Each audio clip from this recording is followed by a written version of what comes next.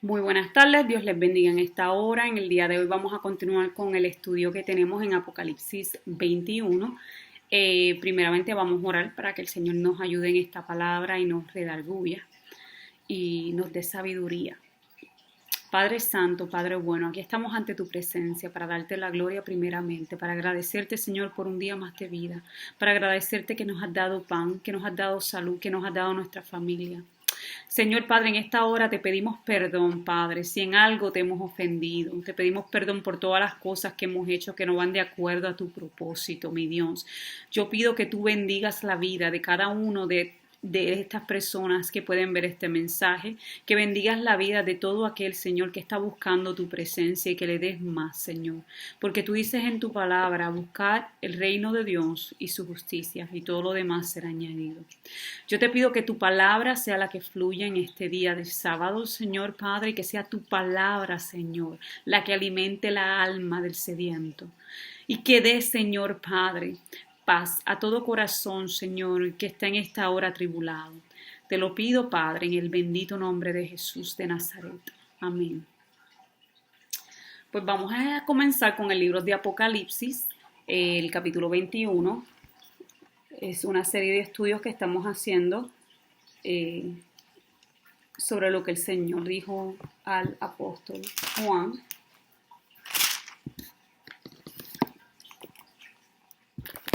En la isla de Patmos. En el nombre del Padre, del Hijo y del Espíritu Santo. Pero los cobardes e incrédulos, los abominables y homicidas, los fornicarios y hechiceros, los idólatras y todos los mentirosos tendrán su parte en el lago que arde con fuego y azufre, que es la muerte segunda. En el día de hoy, o en la tarde de hoy, vamos a estar concentrándonos en los abominables. Ya discutimos las semanas pasadas los cobardes e incrédulos. En el día de hoy vamos a describir e instruirnos sobre las personas que cometen abominaciones para Dios. ¿Ok? En contra de Dios, perdón. El tema de hoy, obvio, es los abominables. Es el tercer tema de un grupo de estudios que vamos a estar haciendo. Y primeramente busqué la definición de lo que significaba abominable. Y dentro de las definiciones que encontré les leo lo siguiente. Abominable, que merece ser condenado o aborrecido. El latín para esta palabra es abominari, que es maldecir o maldito, y aborrecer. En otra búsqueda que vi en Wikilengua, si buscan eso que habla básicamente del significado de las palabras, es una causa aversión, lo detestable, odio, lo execrable, horror, algo anatema o maldito. Esa es lo que lo identificó. Ahora, la palabra odio, no estoy muy segura de eso porque realmente aborrecer es una palabra fuerte. Cuando Dios usa la palabra aborrecer es algo bastante fuerte. Porque cuando tú aborreces a alguien, tú detestas lo que hace. Y la palabra odio está dentro. Como dije, no estoy muy segura que esta palabra encaje, pero es muy asimilada en esto. Pero cuando tú cometes abominación, hablas de cosas que son en contra de lo que dice Dios, que son abominables ante Dios, que Dios detesta. Dios detesta el pecado. Él no odia al pecador, pero la conducta la rechaza. Vamos entonces a leer unos capítulos en el Antiguo Testamento para comenzar a ver algunos de los ejemplos que la Biblia nos da sobre lo que Dios había puesto por preceptos a Israel, el pueblo de Israel, como parte de cosas que eran abominables. Vamos a comenzar con el libro de Levítico, que es parte del Pentateuco, 5 libros de Moisés. Vamos allá. Ese libro está al principio. Recuerden siempre que los libros de Moisés, el Pentateuco, van a ser los primeros 5 libros de la Biblia. El capítulo 11, verso 12 y el 42. ¿Ok? Y el verso número 12 nos dice lo siguiente. Y todo lo que no tuviere aletas y escamas en las aguas, lo tendréis en abominación. Para darle un poquito de historia, esto es un mandato que Dios le da a los hijos de Israel en cuanto a los animales limpios y los animales sucios. Animales que se podían comer y animales que no se podían comer. La razón por la cual a través de Moisés le da estas leyes a los judíos es para separar a Israel como pueblo escogido de las naciones alrededor que cometían cosas abominables. Dios poniendo leyes y preceptos que hicieran que los israelitas se volvieran luz en medio de naciones que practicaban cosas inmundas y abominables, le daba el ejemplo al mundo de lo que el verdadero Dios demandaba, cosa que otros dioses no demandaban de aquellos que se les llamaban paganos. Pero a Israel específicamente los mandó a limpiar. Y la manera en que Dios le da estos mensajes fue hablando con Moisés, y Moisés le daba esto al pueblo. De esta manera su pueblo se mantenía limpio de cosas que Dios creó, pero que para él separar a esta población de las demás, para hacerla distinta, le dio estos estatutos en cuestión a la comida. El número 42 de ese mismo capítulo nos dice lo siguiente: todo lo que anda sobre el pecho y todo lo que anda sobre 4 o más patas, de todo animal que se arrastra sobre la tierra no lo comerás, porque es abominación. Son animales que tienen 4 patas y que se arrastran. O sea, que su pecho roza el suelo o el polvo de la tierra. Estos animales también eran identificados por Dios como abominables. ¿Por qué comienzo específicamente con este de la comida? Porque hay muchos, y yo lo había estudiado en un estudio anterior que les había dado los testigos, creo que se llama, y en este estudio le explico a los hijos de Dios y a todo aquel que tenga oídos para oír qué es lo que el Antiguo Testamento demandaba. Pero Dios, luego que nuestro Cristo vino y murió y resucitó por nosotros, nos da unos preceptos nuevos, porque todo lo que estaba en el Antiguo Testamento era sombra de lo que había de venir. ¿Qué era lo que representaban estos animales en sí? Los que no tenían escamas y los que se arrastraban. Dios estaba haciendo una diferencia entre dos pueblos, la nación de Israel, que era su pueblo, y las otras naciones que no eran conocidas como su pueblo. Al hacer esta distinción, Dios tenía que separar lo santo de lo profano. Por tanto, habían animales que eran santos, que eran buenos, que se podían comer. Algunos eran santísimos, que solamente el sacerdote podía comer. Y estaban los animales abominables que ninguno del pueblo podía comer. Pero las naciones paganas y los demás sí las comían. ¿Y qué nos dice esto en cuanto a nosotros? Es de la misma forma de cuando tú miras a la palabra, esto espiritualmente, es lo mismo. Cuando Cristo vino y se dio a conocer a los judíos, muchos de los paganos o de los que no eran judíos venían a él pidiéndole milagros y pidiéndole que él hiciera cosas por ellos. Ellos, no siendo judíos, entendían que este hombre, Jesús de Nazaret, era hijo de Dios. ¿Cómo encaja esto en nosotros? Bueno, a los israelitas haber sido elegidos por Jesús para que conocieran la palabra, porque a ellos se les entregó la palabra para que le enseñaran a las naciones, Jesús vino directamente a su pueblo, primero a su pueblo, para sanarlos, para rescatarlos y para salvarlos. Pero en varias de esas ocasiones Cristo hizo milagros y Dios los hizo a través de él para gente que no era judía. Gente que, basado en esto, si lo vemos de manera espiritual, eran abominables porque practicaban cosas contrarias a Dios y no conocían las leyes de Dios. Pero Cristo aún así, porque vio que estos hombres o mujeres tenían la fe que muchos de los israelitas no tenían, se movió a compasión, porque nuestro Dios es un Dios de compasión. Y le dio a estas personas los milagros o las peticiones que habían pedido a nuestro Jesús.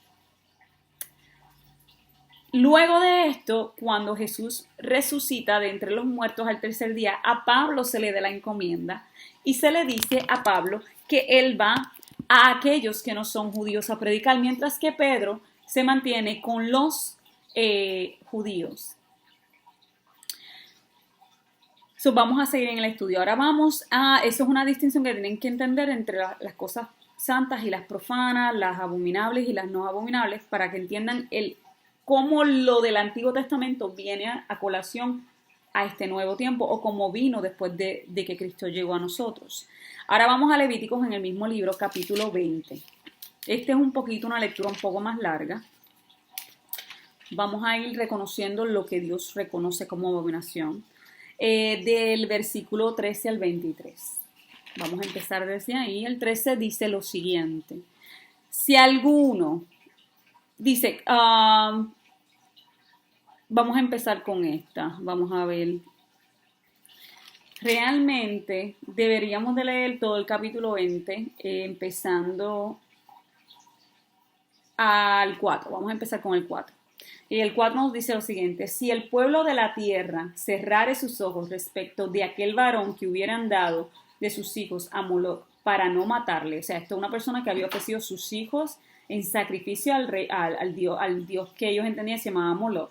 Si el pueblo no actúa, si no lo apedrea y lo mata, ¿verdad? Entonces yo pondré mi rostro contra aquel varón y contra su familia y la cortaré de entre su pueblo, con todos los que fornicaron en pos de él, prostituyéndose con Moloc. Quiere decir que Dios entiende que tú adorar otros dioses que no sean él, ya él lo constituye como tal una fornicación de tu parte. Y la persona que atendiere a encantadores o adivinos para prostituirse tras ellos, yo pondré mi rostro contra la tal persona y la cortaré de entre su pueblo. Las personas que van y se leen las cartas, que van para ver el futuro, de esto es lo que la palabra está hablando. Santificaos, limpiense, dice la palabra, pues, y sed santos, porque yo, Jehová, soy santo, vuestro Dios, perdón, y guardar mis estatutos y ponerlos por obras. Yo, Jehová, que os santifico. Y Dios le dice, santifica, pueblo mío, mi pueblo, santificado. Y después dice, yo, Jehová, está firmando. Esto es un decreto que le está dando, como lo hacían en aquellos tiempos, él está firmando, está poniendo su nombre detrás de esa ley. Todo hombre que maldijere a su padre o a su madre, de cierto morirá. A su padre o a su madre maldijo, su sangre será sobre él. Si un hombre cometiere adulterio con la mujer de su prójimo, el adúltero y la adúltera indefectiblemente serán muertos. Cualquiera que yaciere con la mujer de su padre, la desnudez de su padre descubrió. Ambos han de ser muertos, su sangre será sobre ellos. Hoy estamos hablando de que un hombre comete adulterio con una mujer casada. Estamos hablando de una mujer que yace alguien que yace con la mujer de su padre, quiere decir su madrastra. Si alguno durmiere con su nuera, la esposa de su hijo, ambos han de morir. Cometieron grave perversión, su sangre será sobre ellos. Si alguno se ayuntare con varón como con mujer, abominación hicieron ambos, han de ser muertos. Sobre ellos será su sangre. El que tomare mujer y a la madre de ella comete vileza, quemarán con fuego a él y a ellas, para que no haya vileza entre vosotros. Cualquiera que tuviera cópula con bestia, o sea, que tuviera relaciones íntimas con un animal, ha de ser muerto y mataréis a la bestia. Y si una mujer se llegare a algún animal para ayuntarse con él, a la mujer y al animal matarás, morirán indefectiblemente, su sangre será sobre ellos. Si alguno tomare a su hermana, hija de su padre o hija de su madre, incesto, y viere su desnudez y ella viere la suya, es cosa execrable. Por tanto, serán muertos a ojos de los hijos de su pueblo. Descubrió la desnudez de su hermana, su pecado llevará. Cualquiera que durmiere con mujer menstruosa y descubriese su desnudez, su fuente descubrió, y ella descubrió la fuente de su sangre. ambos serán cortados de entre el pueblo, o sea, serán sacados. La desnudez de la hermana de tu madre, tu tía, o de la hermana de tu padre, no descubrirás, porque el descubrir la desnudez de tu parienta, su iniquidad llevarás. Cualquiera que durmiere con la mujer del hermano de su padre, la desnudez del hermano de su padre descubrió, su pecado llevará, morirá sin hijos. Y el que tomare la mujer de su hermano comete inmundicia, la desnudez de su hermano descubrió, sin hijos será. Guardad pues todos mis mandamientos y estatutos y todas mis ordenanzas y ponedlos por obra, no sea que os vomite la tierra en la cual yo os introduzco, para que habitéis en ella. Y no andéis en las prácticas de las naciones que yo echaré delante de vosotros, porque ellos hicieron todas estas cosas y los tuve en abominación. Todo lo que hemos leído, desde que te acuestes con un pariente hasta que te acuestes con una persona de tu mismo sexo, el que te acuestes con un animal, inclusive si cometes vileza en contra de tus hijos, todos estos son pecados abominables, vergonzosos. No solamente es un pecado, el adulterio no solamente es un pecado, es más que pecado. Son contados como abominación ante Dios. Y estamos viendo que en Levíticos, por ejemplo, vemos que muchos de estos eran puestos por el Señor nuestro Dios como pecados de muerte, lo que quiere decir que en aquellos tiempos el que se encontraba cometiendo estos pecados iba a ser asesinado inmediatamente. No había tiempo de gracia, no había tiempo para nada. Ibas a ser asesinado por cuanto era un pecado abominable. Dios no podía morar allí. Vamos a ir entonces a Deuteronomios 22:55. Deuteronomios 22. Ok, un momentito.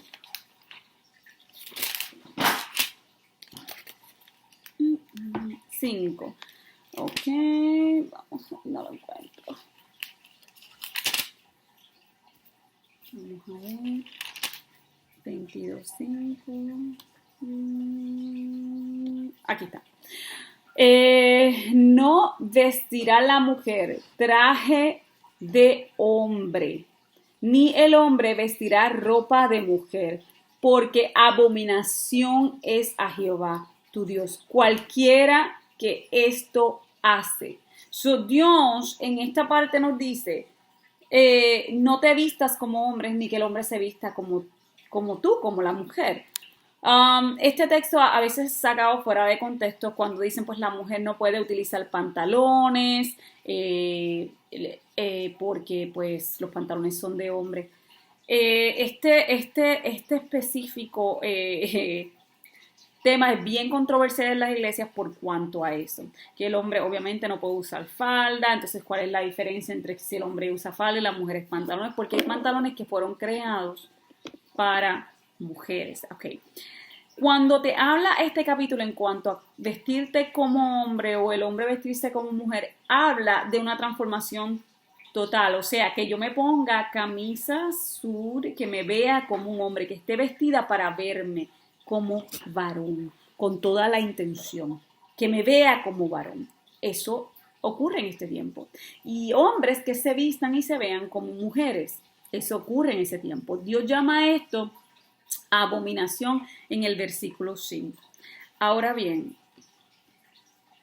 cuando estamos hablando de vestiduras, si nosotros nos remontamos al tiempo de Cristo, en aquellos tiempos no había pantalones, solamente habían túnicas, habían los trajes completos, que unos eran hechos para hombres y otros eran hechos para mujer. De la misma manera ocurre con los pantalones. No había una diferencia entre esto en aquellos tiempos. Por eso cuando les traten de decir a ustedes que si usted usa pantalones, usted está pecando, pues mira, Jesucristo usaba trajes.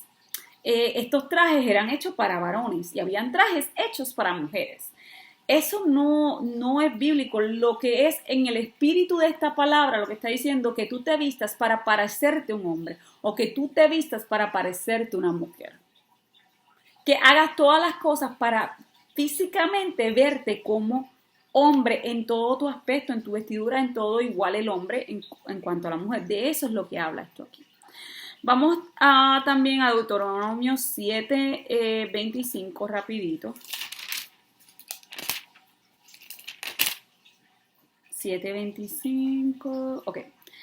Las esculturas de sus dioses quemarás en el fuego, no codiciarás plata ni oro de ellas para tomarlo para ti, para que no tropieces en ello, pues es abominación a tu Dios. ¿Qué es abominación? Nuevamente lo que dije, el idolatrado, hacer imágenes que no sean de Dios, para Dios es repudiable. Para Dios esto no va de acuerdo al amor que tú dices tenerle, puesto que estás buscando otros dioses. Esto para Dios es un pecado horrendo. ¿Qué estamos hablando? Pues mira, una de las cosas que este capítulo dice específicamente es: las esculturas de sus dioses quemarás en el fuego, no codiciarás plata ni oro de ellas para tomarlo para ti, para que no tropieces en ello, pues es abominación a Jehová. Cosa de que no vayas a caer, mejor quémalo todo. Hay un verso más adelante que dice: cuando creas una imagen con la intención, con el corazón de adorar esa imagen, de pedirle esa imagen, de crear a esa imagen tu Dios. Eso es abominación. Porque hay algunas personas que hablan de símbolos y cosas, pero cuando tú miras a ver cuando Dios creó el arca, encima del arca, ¿qué habían? Claro, querubines. Los querubines no eran para adorarse. Fue la instrucción que Dios dio para el arca para reflejar lo que había en el cielo, pero el sacerdote no iba a adorar los querubines que estaban encima del arca, ni los querubines que adornaban el templo. Ellos no se postraban a hacer eso, ¿verdad que no? Ok, entonces ellos dibujaban lo que Dios le mandó a hacer, porque hay una palabra que dice: no te harás imagen de lo que está arriba de los cielos. Cuando habla de imágenes, lo hablan con la intención, con toda la intención de adorar. Hay personas que dicen, por ejemplo, no, yo no lo adoro, simplemente es un símbolo que me pone en conexión. Si lo ves como un símbolo para conectarte con Dios, eso es abominable. Porque el símbolo no debe ser algo que tú necesites para conectarte con Dios. Eso no es bíblico. Si tú tienes un símbolo que tú llevas, pero no tiene nada que ver con que tú te conectes con Dios, ay Señor, por favor, no. Ese símbolo no te cuenta con pecado si tú no lo estás haciendo con esa intención. Por ejemplo, vemos muchas marcas, por ejemplo, les voy a enseñar esta que es Sharpie. Pues un anuncio no pagado. Eso, por ejemplo, te dice a ti la marca de ese, y basado en eso tú sabes lo que es, ¿verdad? Pero esto no te hace coger todos los marcadores que tú veas y decir, todos son estos, ¿verdad que no? Tú entiendes la diferencia entre lo que hay. Es basado en tu corazón. Vamos entonces ahora a Proverbios. Perfecto. Proverbios. Eso está después de los Salmos. Vamos a ir allá. Proverbios 6:16. Vamos allá. Proverbios 6:16. Nos dice la palabra del Señor: 6 cosas aborrece Jehová, y aún 7 abomina su alma: los ojos altivos, la lengua mentirosa, las manos derramadoras de sangre inocente, el corazón que maquina pensamientos inicuos, los pies presurosos para correr al mal, el testigo falso que habla mentiras, y el que siembra discordia entre los hermanos. Entonces, nos está hablando aquí de muchas cosas. La primera son los ojos altivos, aquellos que tienen un más alto concepto de sí mismos que lo que deberían tener, aquellos que tienen ese ego que no pueden aguantar. Dios los aborrece, los abomina. La palabra nos dice la lengua mentirosa, el que miente, el que a su conciencia, con alevosía, está planificando la mentira para salir del problema o crear el problema. Nos dice las manos derramadoras de sangre inocente, aquel que mata al inocente es aborrecible ante Dios. El corazón que maquina pensamientos inicuos, porque todo pensamiento viene de lo que hay dentro de tu alma. Los pies presurosos para correr el mal, aquellos que constantemente están haciendo cosas malvadas, que eso es el timbre del día de ellos. El testigo falso que habla mentira nos lo dice por segunda vez cuando testificas en contra de alguien sabiendo que la persona es inocente de lo que le estás acusando. Y el que siembra discordia entre los hermanos, aquel que siembra una disensión con toda la intención de crear entre los hermanos una división y una separación. Estos aborrece Jehová. ¿Okay? Por eso siempre les he dicho, cuando usted esté en una iglesia, usted sométase. Si usted no se quiere someter, usted se va sin discordia ninguna y busca otro lugar donde congregarse. ¿Ok? Eso es bien importante. Y estas cosas que tenemos aquí, vamos a ir, son abominables ante el Señor, y vamos a ir ahora a Proverbios en el capítulo 12. Esa palabra en el capítulo 12, verso 22, nos dice lo siguiente. Los labios mentirosos son abominación a Jehová. Los labios mentirosos son abominación a Jehová. Ustedes entienden que cada cosa que está aquí está dentro de los 10 mandamientos que el Señor nos dio en el Antiguo Testamento. Ahora, vamos a ir al Nuevo Testamento para aclarar algunas dudas. Vamos a comenzar con Juan 8, del verso 3 al 11. El Evangelio de Juan. Vamos a ir allá. Evangelio de Juan 8,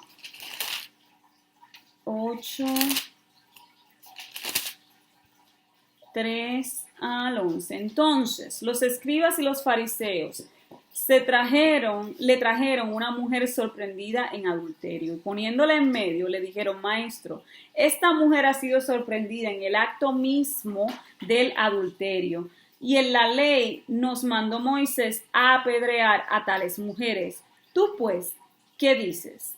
Mas esto decían tentándole para poder acusarle. Pero Jesús, inclinado hacia el suelo, escribía en tierra con el dedo.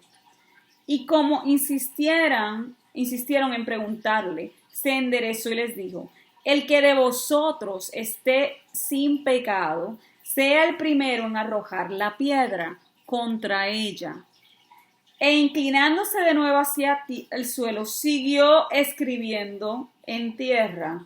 Pero ellos, al oír esto, acusados por su conciencia, de aquí a aquí, acusados, o sea, si están libres, le dice, si están libres de pecado, tira la primera piedra. Pero ellos, acusados por su conciencia, cuando le dice eso, ellos reflexionan en esa palabra. Y dicen, pero ellos, acusados por su conciencia, salían uno a uno, comenzando desde los más viejos hasta los postreros. Y quedó solo Jesús y la mujer que estaba en medio. Enderezándose Jesús, luego que terminó de escribir en tierra, y no viendo a nadie sino a la mujer, le dijo: mujer, ¿dónde están los que te acusaban? Ninguno te condenó. Ella dijo: ninguno, Señor. Entonces Jesús dijo: ni yo te condeno. Vete y no peques más. Esto es lo que le he dicho en otros estudios. Esta parte en particular es bien hermosa, porque primero nos dice que Jesús empieza a escribir en la tierra. ¿Por qué Jesús empieza a escribir en la tierra? No lo sabemos, pero podemos deducir cosas como todos los humanos deducen, pero si no está bíblico no podemos asumir nada, como siempre les he dicho. Algo que yo quiero creer en mi corazón es que cuando Jesús escribía en la tierra con su dedo, Él estaba escribiendo esa ley nueva que nos iba a dar. Y en este capítulo, como vimos en el Antiguo Testamento, una mujer adúltera estaba condenada a ser apedreada hasta la muerte. Pero Jesús le dice a estos hombres: si alguno de ustedes tiene pecado, no puede tirar la piedra. Si está libre, si tú eres inocente, si no tienes ningún pecado dentro de ti, pues entonces apedréala y mátala. Tú porque tú eres el que la quieres muerta. Pero entonces todo aquel que demanda santidad debe tener santidad. Acuérdense que en este pasaje de Moisés anterior ya tú eras acusado y condenado basado en la ley de Dios. Por eso la ley estaba allá, ¿verdad? Eras acusado y condenado. Para eso se escribió la ley, porque entonces irremediablemente tenías que morir. Para eso vino la ley, para dar el ejemplo. Pero una vez Jesús entra en nuestros tiempos, Jesús dice, ahora yo estoy aquí como sumo sacerdote, yo soy el que estoy y el que tengo la verdad de acusar y condenar. Ahora yo soy juez, no más ninguno de ustedes, yo soy el juez. Y le dice, si alguno está libre, piden. Ninguno pudo. Dice que se fueron uno a uno, desde el más viejo hasta el más pequeño, hasta que no quedó ninguno. Pero hay algo interesante en este capítulo que le he dicho en otros videos, y es que Jesús le dijo, yo tampoco te condeno. ¿Qué es una condena? Te estoy diciendo que eres culpable, yo no te voy a condenar. Pero vete y no peques más. ¿En qué se basa la misericordia de la no condenación? En que la persona se arrepiente de su pecado y no lo comete más. Pecados de abominación que no siguen surgiendo, no hay pecados contra el cuerpo. La mayoría de los pecados de abominación tienen que ser contra tu propio cuerpo, son contra tu propio cuerpo. Otros es contra tu alma y tu espíritu, porque eso daña tu relación con Dios. Aquí el Señor le dice bien claro, mi gracia te alcanzó, mi perdón te alcanzó. Vete y no peques, no te condeno. Vete y no peques. Aquí es donde la gracia comienza. Y esta es una de las primeras leyes que el Señor transforma para darle el shape, la forma a lo que había de venir. ¿Qué era lo que la ley antigua quería? Que no cometieras pecados contra el cuerpo porque ibas a morir. No había otra opción. Tú ibas directamente a la muerte. Ibas directamente a la muerte. Pero cuando esa ley se hizo, se dijo, amarás a Dios, amarás a tu prójimo como a ti mismo. Y si tú amas a tu prójimo, tú no vas a cometer pecados que afecten a tu prójimo. Y si amas a tu prójimo como a ti mismo, no puedes cometer pecados en contra. Para eso Cristo vino, para hacernos ver en carne esta ley cumplirse. Entonces, cuando Cristo viene y dice, ok, yo estoy aquí y voy a morir por ti y yo te perdono, yo no te condeno. Yo, Jesús de Nazaret, Hijo de Dios, del Dios vivo, no te condeno, pero no peques más. La misericordia, porque tenía tiempo de arrepentirse. Aquí es donde el Señor nos muestra que Dios trajo una ley mejor, en donde nos dice, te amo tanto que yo no te voy a condenar. Yo voy a esperar que tú llegues a arrepentimiento. Jesús no te va a condenar, va a llegar a tiempo para arrepentimiento si tú le llamas. Esto dice que Jesús no reconoció el pecado de ella en ninguna manera. Jesús entendía que ella era pecadora, por eso le dice no peques más. Hay que reconocer el pecado. Luego tenemos en Hechos capítulo 10, vamos a ir a Hechos es después de los 4 evangelios. El 10 se lee de la siguiente manera. Vamos a encontrarlo aquí rapidito. Verso 13 al 15. Nos dice estos versos. Y le vino una voz, levántate, Pedro, mata y come. Entonces Pedro dijo, Señor, no, porque ninguna cosa común o inmunda he comido jamás. Volvió la voz a él. En la segunda vez, lo que Dios limpió, no lo llames inmundo. 3 veces Pedro es ordenado por el Señor que coma el cerdo y todas las cosas inmundas que habíamos leído en Levítico eran inmundas para el hombre. Y Pedro dice, no, porque es que yo nunca he comido esas cosas. Y Dios le dice, no llames inmundo a lo que yo limpié. Esta ley que nos dio en Moisés, como le dije, quería separar lo inmundo, lo profano de lo santo. Esa era la intención. Cuando Pedro lo tiene de frente, Dios mismo le está avisando, oye, lo que viene para aquellos paganos, los que se fueron, yo voy a traer por Cristo misericordia. Ellos van a ser limpiados. Yo te estoy dando una tipología de lo que va a ocurrir. Para cuando ocurra, tú entiendas que soy yo. Por eso te digo, Mati, por eso no había condenación. Más adelante se nos dice que Pablo dijo que no tengamos pena por los días de reposo, por lo que comamos. O sea, que el que venga a hablarle de la comida, usted no tiene que tener sentimiento de culpa, a menos que usted sienta que es abominable. Porque ya Dios santificó todo. Todo lo que comemos, dándole gracias al Señor por la comida que nos proveyó, ha sido ya santificado.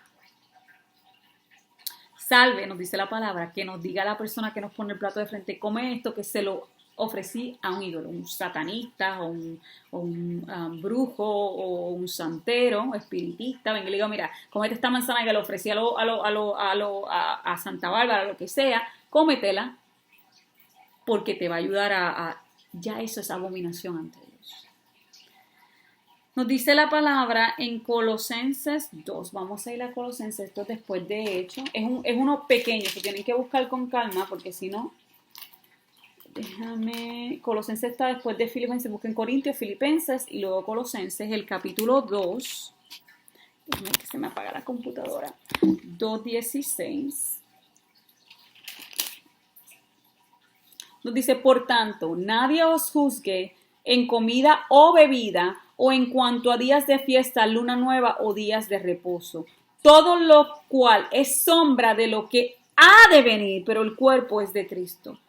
Todo aquel que ha creído en Cristo no tiene que preocuparse por la comida. Todas estas leyes que nos dieron se resumen en amar al prójimo, amar a Dios, con todo tu corazón, con toda tu mente y con toda tu alma.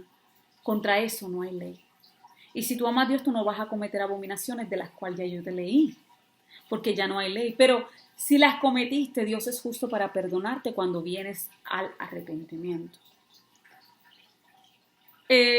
Vamos a ver algo aquí sobre, por ejemplo, eso quiere decir que la ley de la comida ya no nos aplica porque está aquí.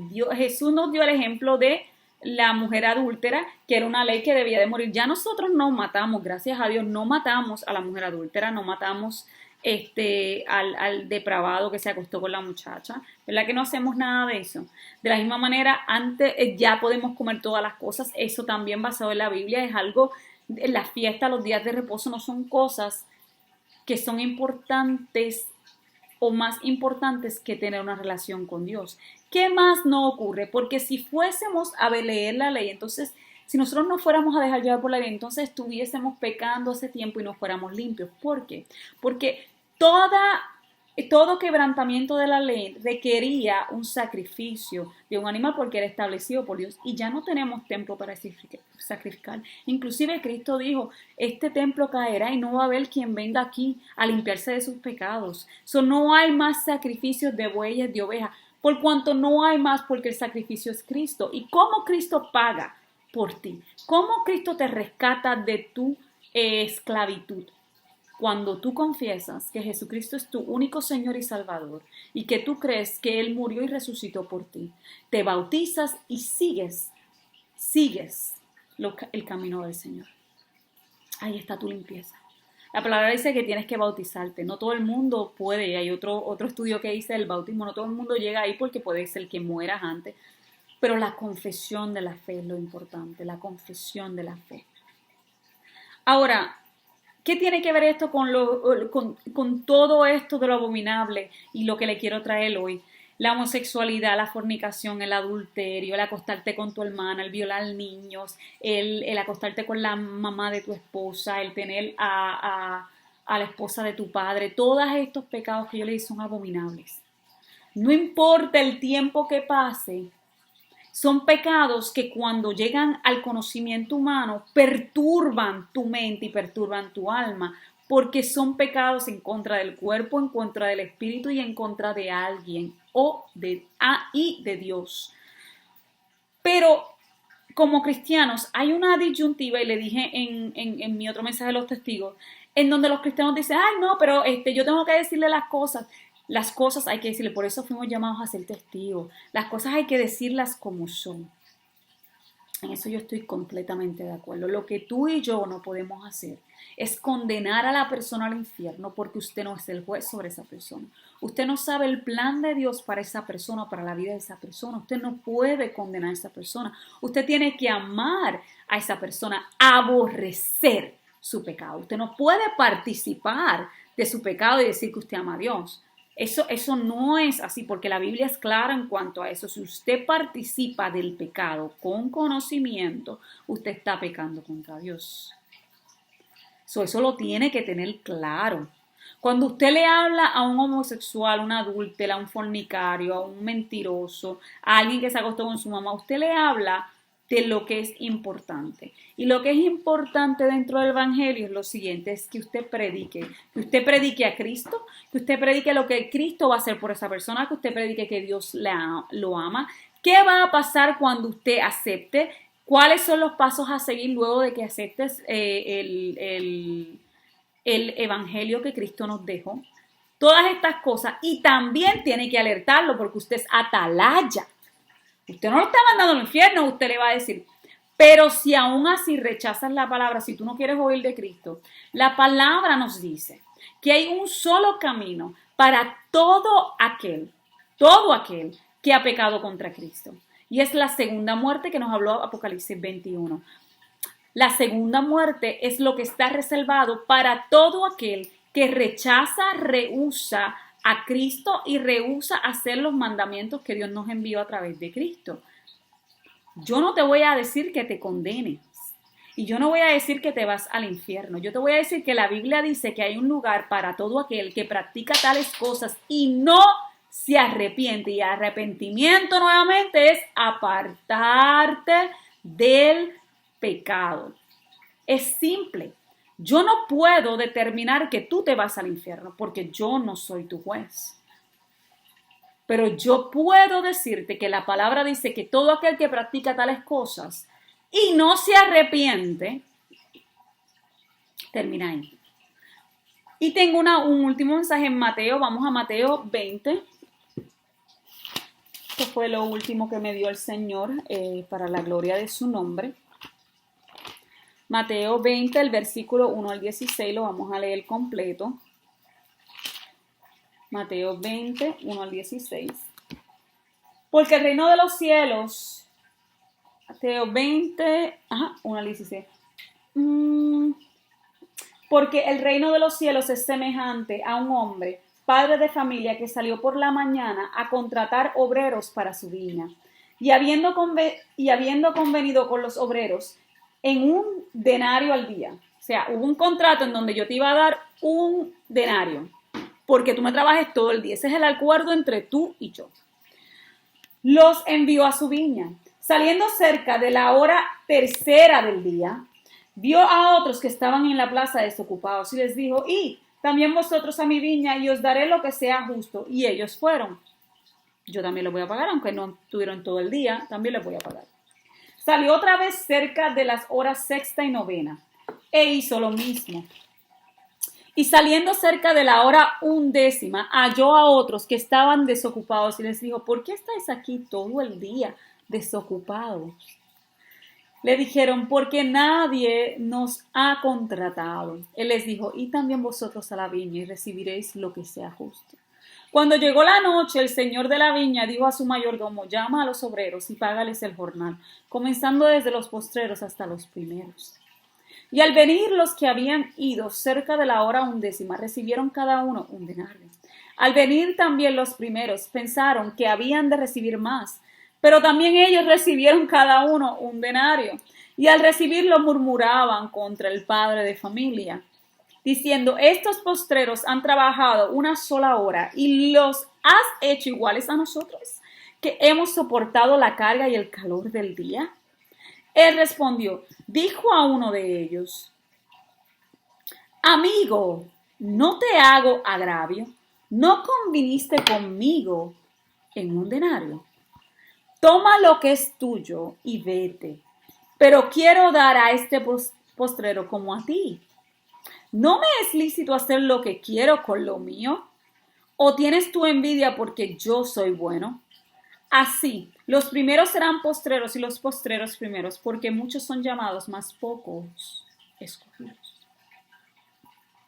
Aquí hay dos analogías. Primero nos habla de un pueblo escogido que se llamaba Israel, el cual recibe de Dios las promesas de la palabra y todo lo que Dios promete a aquellos que aman. Pero luego se unieron aquellos que eran impíos, inmundos, que no conocían a este Dios de Abraham, de Isaac y de Jacob. Y Dios le ofrece la misma salvación a ambos grupos, independientemente de cuánto tiempo le hayan servido, independientemente de que si siguieron las reglas el mismo tiempo o no. La segunda analogía espiritual nos toca a nosotros como cristianos. Así como les dije que no debemos condenar, pero sí como atalayas, hablar y ser testigos y decir la verdad de la palabra en cuanto a los pecados abominables de Dios a todo aquel que encontramos para predicarle el Evangelio. Tenemos que ser entendidos y no reclamarle al Dios justo, que todo lo ve. Porque así como tú trabajaste 15 años en Evangelio y de la misma manera que trabajaste arduamente, tratando de agradarle a Dios, ir hacia el cielo, de la misma manera un pecador que se arrepiente, aunque sea un minuto antes que el Señor llega, va a recibir lo mismo. Porque contigo hizo un contrato eterno, un convenio eterno, en el cual te ha dicho a ti que si tú sigues su palabra, que si tú te sometes a lo que Él te ha dado, por ser un obrero tan bueno, por darle al Señor los frutos que necesitaba, Él te dará la recompensa que te prometió, el contrato que firmamos por medio de Cristo. Pero también le dará a todo aquel que se arrepienta, aunque sea en el último minuto, de ese mismo contrato, lo que Él entiende que es justo. ¿Por qué has de enojarte con eso? Porque hay muchos que dicen, no, porque aquí Él murió y a última hora es que vino a correr, después que pasó toda la vida brincando, saltando, metiéndose droga, prostituyéndose, fornicando, cometiendo actos de homosexualismo, juzgando, mintiendo, robando, matando. Pero esa última hora a Dios le plació tener misericordia de ese obrero. Ese fue el momento en que Dios le rescató. ¿Y qué a ti? ¿Y qué a ti si Dios le place rescatarlo en el último momento? La realidad es que nosotros no tenemos la vida comprada. Solamente asegúrate que mientras haya aliento de vida en tu cuerpo, mientras tu alma todavía tiene la vida del Espíritu Santo de Dios en tu cuerpo, tú puedas encontrar el perdón. Porque una vez tu alma no esté ya ligada al Espíritu de vida que Dios te dio, ya no hay oportunidad. Solamente hay oportunidad para todo aquel que aún vive. El que murió, ya. Solamente Dios sabrá quién se fue a morar con Él eternamente y quién irá a la segunda muerte. No lo sabemos, porque no somos Dios, no tenemos el conocimiento. Solamente podemos deducir que eso pasó, pero no sabemos lo que pasó en el último momento de la vida de esa persona para juzgar a dónde fue esa persona. Lo que sí te digo es que hayas trabajado mucho en la obra o hayas trabajado poco o no hayas trabajado nada y simplemente en el último momento decidiste entregarle la vida a Dios porque oíste tanto de un Dios tan misericordioso que a Dios le plació darte la oportunidad de que mencionaras su nombre y aceptaras a su Hijo en ese último aliento de vida. Todos recibiremos el mismo galardón porque fue lo mismo que nos prometió a todos, la vida eterna en Cristo Jesús. Dios te llene de su amor. Dios te llene de mansedumbre y misericordia para tratar con todo aquel a cual le tienes que llevar el Evangelio todos los días. Y digo tienes porque somos esclavos de Cristo. Por amor a Él hacemos esto. Que Dios te dé la sabiduría necesaria para discernir esta palabra. Que Dios permita que tú leas la palabra y entiendas el amor de Dios para contigo, que te llamó a misericordia y fuiste extraído primero que muchos. Pero hay otros detrás de ti que necesitan esa palabra, aunque tú entiendas que no la oigas. Y pido al Señor que tú, que no conoces a Dios, o tú que reniegas, que eres rebelde ante Dios con tus pecados, que esta palabra toque tu vida de una manera especial y poderosa, para que tú puedas arrepentirte, que no pienses en ninguna manera que porque no sé de Dios, porque no conocí a Dios, el castigo es menos, el castigo es el mismo, porque es una misma promesa. Es el lago de fuego y azufre. Pero si tú llegas hoy al arrepentimiento del Señor, el Señor dice, no lo dice esta servidora, lo dice el Señor. Si tú llegas al arrepentimiento, ganarás el galardón de la vida eterna. Y yo pido a Dios que tú entiendas y esta palabra se meta en tu vida, porque no hay odio, No hay odio de parte de nadie que mencione el nombre de Dios para ti. Lo que hay es una sed increíble de darte palabra. Lo que hay es una necesidad de rescatar tu alma de la muerte. Dios te bendiga y Dios te toque en esta hora y que este mensaje sea de bendición para ti. En el nombre de Jesús. Amén. Hasta la próxima.